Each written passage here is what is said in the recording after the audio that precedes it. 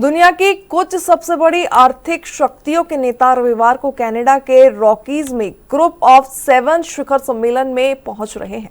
ऐसे में प्रधानमंत्री नरेंद्र मोदी भी आज कनाडा पहुंचेंगे। G7 के लिए पीएम मोदी की कनाडा यात्रा पर कनाडा में कार्यवाहक भारतीय उच्चायुक्त चिन्मय नाइक ने कहा कि भारतीय पीएम को कनाडाई पीएम मार्क कार्नी द्वारा आउटरीच अतिथि देश के रूप में G7 शिखर सम्मेलन 2025 में भाग लेने के लिए आमंत्रित किया गया है। यह लगातार छठी बार होगा जब प्रधानमंत्री भारत के तौर पर G7 में अतिथि देश के रूप में हिस्सा लेंगे, जो आज विश्व मंच पर भारत को महत्व दर्शाता है। तो वहीं जानकारी के लिए आपको बता दें कि सम्मेलन पर इजराइल ईरान के बीच बढ़ते संघर्ष और अमेरिकी राष्ट्रपति डोनाल्ड ट्रंप की ओर से छोड़े गए व्यापार युद्ध का साया मंडरा रहा है।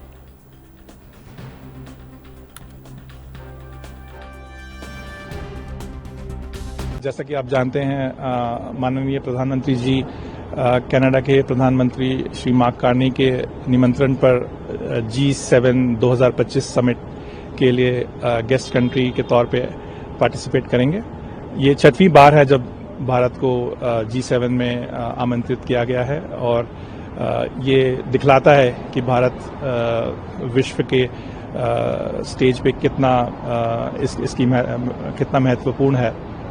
इसके अलावा G7 में इस बार जो चर्चा होगी, वार्तालाप होगी, उसमें देखने को मिलेगा एनर्जी सिक्योरिटी के बारे में, नई टेक्नोलॉजीज के बारे में, AI हुआ, इनोवेशन हुआ। तो ये सब विषय ऐसे हैं जो हमको छूते हैं और इसमें भारत के इनके बारे में क्या राय है ये बताया जाएगा।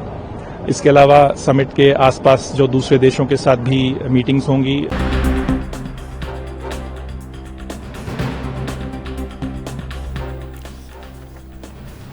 G7 शिखर सम्मेलन की कनाडा में शुरुआत होने जा रही है, जिसको लेकर प्रधानमंत्री नरेंद्र मोदी भी कनाडा के लिए रवाना हो गए हैं। साइप्रस के वो दौरे पर गए थे, जहां से वो कनाडा के लिए रवाना होंगे।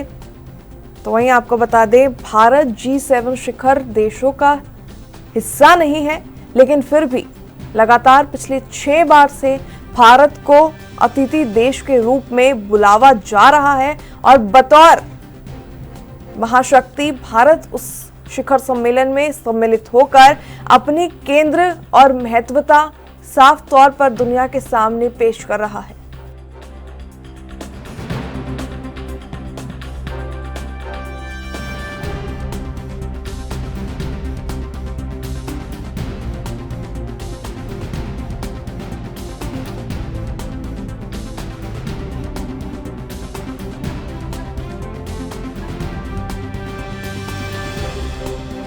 चलिए इस खबर पर अधिक जानकारी के लिए पूर्व राजनयिक मोहम्मद अमी हमारे साथ जुड़ चुके हैं। बहुत बहुत स्वागत सर आपका एनबी न्यूज पर। जी प्रगति जी, बताएं। मोहम्मद साहब, जिस तरीके से लगातार छठी बार भारत जो है G7 शिखर सम्मेलन का अतिथि देश के रूप में हिस्सा बनने जा रहा है, इससे साफ तौर पर जाहिर होता है कि भारत जो कभी एक समय पर अंतिम पंक्ति में खड़ा रहता था, आज वो केंद्र बन चुका है, सेंटर ऑफ अट्रैक्शन पूरी दुनिया का भारत। प्रगति, इसमें कोई दो राय नहीं है कि जब से 2014 से हमारे देश के प्राइम मिनिस्टर श्री मोदी जब बने हैं प्रधानमंत्री, तो सबसे पहले भारत की फॉरेन पॉलिसी पर जोर दिया गया और डिफेंस पॉलिसी पे। इसमें सबसे नंबर 1 पर थी फॉरेन पॉलिसी और दूसरी थी डिफेंस पॉलिसी। तो डिफेंस से देश की रक्षा की बात होती है और फॉरेन पॉलिसी से हमारे अंतर्राष्ट्रीय स्तर के जो बायलेटरल्स हैं और जो कंट्रीज के रिश्ते हैं उन्हें सुधारने की बात होती है। इसी का नतीजा है कि आज हमें जो भारत को इग्नोर कोई नहीं कर सकता। G7 का मेंबर जरूर नहीं है, लेकिन उसको पिछले 5 दशकों से बराबर बुलाया जा रहा है और अब की बार ये संभावना थी कि शायद उनको न बुलाया जाए। क्यों? क्योंकि जो मार्क कार्नी है उन्होंने उनको न्योता नहीं भेजा था, जिसका कि यहाँ पर विरोधी इस बात को ताना दे रहे थे कि उनको नहीं बुलाया गया। लेकिन आप देखिए, बिना उनके ये मीटिंग अधूरी रहती। इसलिए मार्क कार्नी ने, कनाडा के प्राइम मिनिस्टर ने उनको फोन पर कहा कि आप आइए और आपका आना बहुत जरूरी है, जबकि वहाँ पर सिखों का आंदोलन चल रहा था। जैसा कि इससे पहले ट्रूडो की सरकार हार चुकी और ट्रूडो के जो समर्थक थे, सिख आतंकवादी संगठन, वो भी सब हार गए हैं। इसलिए अब ये बात मजबूती से आ गई है कि हमारा भारत जो है एक उच्च स्तर पर पहुंच चुका है, जिसकी बहुत जरूरत है सभी को। आप देखिएगा G7 के जो देश हैं उनमें सबसे अमीर देशों की मीटिंग होती है, शिखर सम्मेलन। उसमें यूएस प्रेसिडेंट है डोनाल्ड ट्रंप, फ्रांस के मैक्रोन प्रेसिडेंट है, और ग्रेट ब्रिटेन के स्टारमर हैं, प्राइम मिनिस्टर हैं, इंडिया के हमारे मोदी जी प्राइम मिनिस्टर हैं, और कनाडा के जो होस्ट हैं मार्क कार्नी हैं सीएम। और इसके साथ में इटली है, जापान है, जर्मनी है, यूरोपियन यूनियन है, इस तरह के देश हैं।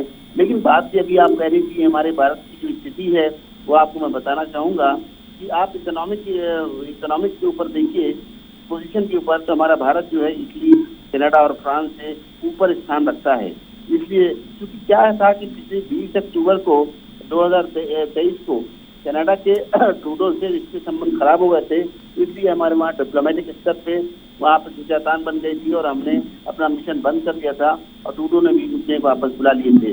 वियना कन्वेंशन के तहत हमको भी बुलाना पड़ा। आप देखिए जो इस मीटिंग है बहुत महत्वपूर्ण मीटिंग है। इसमें सबसे पहले हमारे देश के प्राइम मिनिस्टर ने सबसे पहले जाना चाहा कि क्रोएशिया, और लास्ट में जाएंगे, उससे पहले साइप्रस गए। साइप्रस का जाना बहुत जरूरी इसलिए था कि अभी आपने देखा होगा कि तुर्की है, तुर्की ने प्राइम मिनिस्टर का पाकिस्तान का साथ दिया और अपना शिप यहाँ तक भेजा कि कराची तक पहुँच गया वो वारशिप जो था, और उन्होंने उसकी सप्लाई भी की, जिससे भारत इस बात को लेकर नाराजगी जाहिर की है। तो इस तरीके से अब साइप्रस जो है, जिसके ऊपर उत्तरी क्षेत्र के अंदर उसका कब्जा है टर्की का, तो उसके साथ में हमारे जो संबंध हैं बहुत पुराने संबंध रहे हैं, ऐसा नहीं कि आज के संबंध हैं। जबकि 10 फरवरी 62 को उसका इंडिपेंडेंट हुआ था वो ब्रिटिश कॉलोनी से, और 2 साल के बाद ही हमारे डिप्लोमेटिक मिनिस्टर वहाँ पहुँच गए। उसके बाद वहाँ पर जो हमारे देश के प्राइम मिनिस्टर गए हैं अटल बिहारी वाजपेयी, के बाद 25 में नरेंद्र मोदी जी गए। तो ये क्या दर्शाता है, और हम उसको अपने जो संबंध है उन्हें प्रगाढ़ करेंगे, स्ट्रॉन्ग करेंगे। उसमें आपका सिक्योरिटी है, साइबर सिक्योरिटी है, और कल्चरल एक्सचेंज है, टेक्नोलॉजी है, ट्रांसफर करने की बात है, ये सब चीज़ें की जाएंगी। जबकि हम यहाँ से उनको एक्सपोर्ट करते हैं, फार्मा है, टेक्सटाइल है, आयरन है, स्टील है, इन चीज़ों का हम लोग यहाँ से एक्सपोर्ट करते हैं, और वहाँ पर डिफेंस कॉपरेशन की भी करेंगे और कल्चरल एक्सचेंज की भी करेंगे। ये बहुत बड़ी बात है हमारे देश के लिए और उस देश के लिए भी।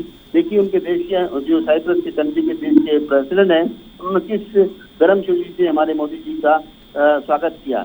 अब आप देखिए कि ये 16 और 17 जो है, ये हमारे देश के जो प्राइम मिनिस्टर हैं वो रहेंगे G7 में मोदी जी। उसके बाद 18 तारीख को ये क्रोएशिया जाएंगे। तो ये क्या दर्शाता है, हमारे देश के जो प्राइम मिनिस्टर हैं वहाँ कुछ न कुछ करके आएंगे, कुछ लेके आएंगे, जिससे कि इसमें मुद्दा रहेगा सोलर एनर्जी का और सिक्योरिटी के मुद्दे होंगे लोकल, और वहाँ पर अंतर्राष्ट्रीय स्तर पे देखा जाएगा कि किसकी फाइनेंशियल इकोनॉमिक पोजीशन कैसी है। स्टेटमेंट भी मैं समझता हूँ 2 जाहिर किए जाएंगे, इसमें इजराइल और ईरान वार के ऊपर स्टेटमेंट होगा। मुझे लगता है रशिया और यूक्रेन की जो कॉन्फ्लिक्ट चल रही है उसमें भी कुछ सैंक्शन रशिया पर लगाने की बात होगी। ये तो बात रही बात नहीं बातों की, लेकिन मैं समझता हूँ कि इससे जो है हमारे मोदी कुछ ना कुछ लेके आएंगे। जैसा कि लोग कहते हैं इस बात को कि मोदी दौरा बहुत करते हैं, लेकिन मोदी जी दौरा फायदे का करते हैं। हमेशा अपने रिश्ते हो, बायलैटरल टॉक हो, और अपनी फॉरेन पॉलिसी को मजबूत करके आते हैं। इसका नतीजा है कि he is known for the action and successful prime minister after the independence, and he is the most powerful man in the world. चलिए, बहुत बहुत धन्यवाद आपका तमाम जानकारियों के लिए।